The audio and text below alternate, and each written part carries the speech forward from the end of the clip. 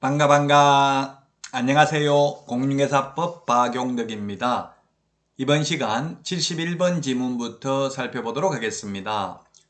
5개 광고물이라고 하면 간판을 말합니다.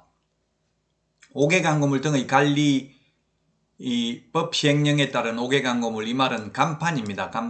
간판에는 성명을 기재해야 됩니다. 성명만 적으면 됩니다. 분사무소의 경우 책임자, 주된 사무소는 법인, 대표자, 성명만 표기하면 되고 연락처, 등록번호 기재할 필요 없습니다. 시험에 5개 광고물에 연락처를 기재하지 아니한 경우 100만원 이하의 과태료 X로 출제됐습니다. 성명, 간판 실명제입니다. 성명만 표기하면 됩니다.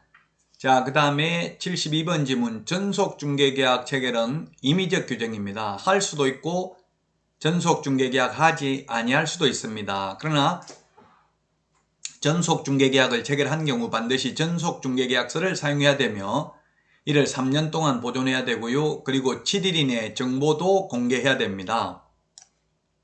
원칙상 이런 말을 적어 놓은 것은 비공개 요청한 정보는 공개하여서는 아니 됩니다. 비공개 요청하면.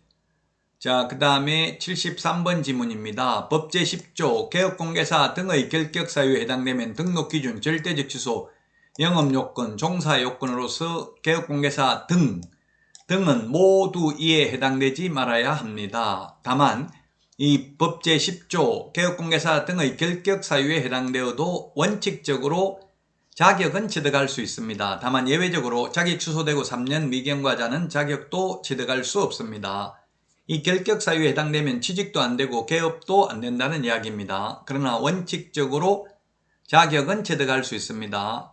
반대로 우리 부정행위하면 무효처분일로부터 5년간 시험은 못 보지만 보조원으로 취직은 가능하죠.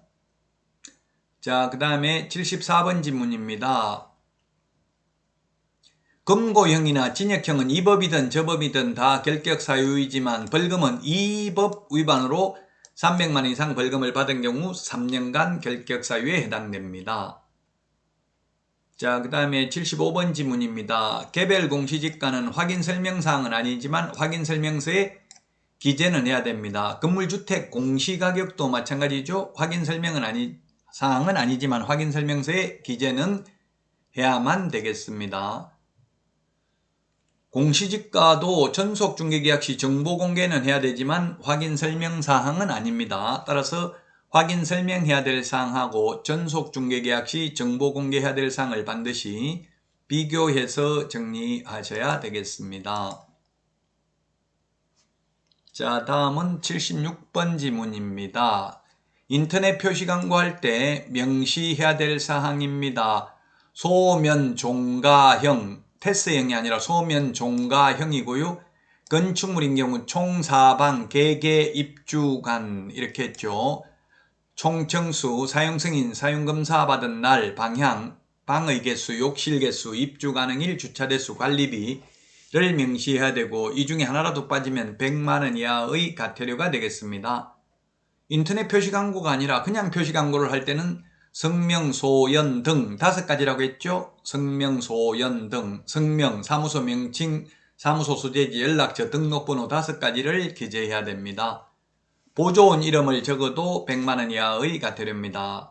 보조원이 광고하면 1년 이하의 징역이나 1000만 원 이하의 벌금이죠. 개업공개사가 광고하면서 보조원 이름을 적으면 100만 원 이하의 과태료입니다. 결격사유에 해당된 상태에서 중개업을 하더라도 무등록 중개업자는 아닙니다. 다만 등록을 취소해야 되고 취소하기 전까지는 무등록 중개업자가 아니고요. 거래 예정 가격은 확인 설명도 해야 되고 설명서 기재도 해야 됩니다. 그리고 확인 설명서 기재 요령의 중개보수도 거래 예정 금액, 예정 가격, 예정 가액은 같은 말이죠. 거래 예정 금액 곱하기 요율과 같이 기재합니다. 전속 중개계약 시 정보도 공개해야 됩니다. 그 다음에 5번 나오는데요. 거래 예정 금액이 물가, 수준 4가지 사항을 기재한 일반 중개계약서 작성을 요청할 수 있다고 했죠. 물가가 바로 거래 예정 가격을 기재한 일반 중개계약서 작성을 요청할 수 있습니다. 자, 그 다음에 79번 특수법인은 중개대상물은 동일하지 않다. 즉 특수법인은 예를 들면 지역농협이라면 농업협동조합법에 있는 조합원을 대상으로 농지, 매매, 교환, 임대차, 중개만 할 수 있습니다. 자, 그 다음에 80번 지문인데 소위 부칙개공, 즉 중개인, 부칙개공 등록한 것으로 보는 자는 법제 14조 규정에도 불구하고 경매, 매수 신청 대리, 입찰 대리, 권리분석 전부 안 됩니다. 부칙개공은. 나머지 공인중개사인 개업공개사는 겸업 제한이 없죠. 원칙적으로 겸업 제한이 없습니다. 다만 부칙개공의 경우에는 경공매, 매수 신청 대리 할 수 없다는 점을 유의하셔야 되겠습니다. 자, 이번 시간 여기까지 하고요. 다음 시간에 찾아뵙도록 하겠습니다. 여러분 수고하셨습니다. 안녕히 계십시오. 안녕.